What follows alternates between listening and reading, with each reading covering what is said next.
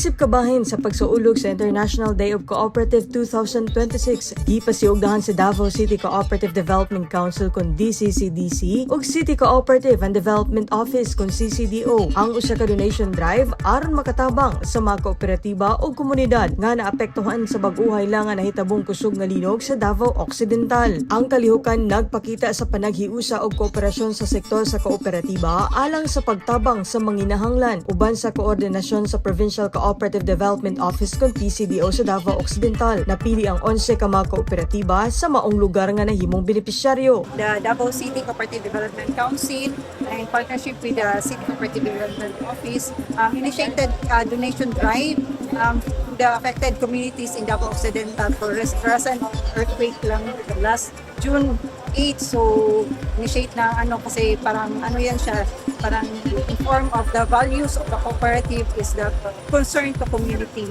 So, nag-initiate ang DCCDC na council para nga na donation drive. Personal nga gihatod sa DCCDC ug CCDO ang mga donasyon ngadto sa Emergency Operations Center sa Provincial Government of Davao Occidental sa Malita. Usa ka turnover ceremony ang gipahigayon nga gitambungan sa mga opisyal sa Provincial Government sa Davao Occidental, mga partisipante sa PCDDO ug mga miyembro sa mga benepisyaryo. Nakadawat sila og 56 ka sako nga bugas, welfare goods, tubig ug uban pa. Ang kalampusan sa donation drive usa ka pamatuod nga pinaagi sa panaghiusa ug kooperasyon. Ang mga kooperatiba makahimo og dako nga kausaban ug makahatag og paglaom sa komunidad nga naapektuhan sa kalamidad. Potpot Maranyon, Madayaw, Davao.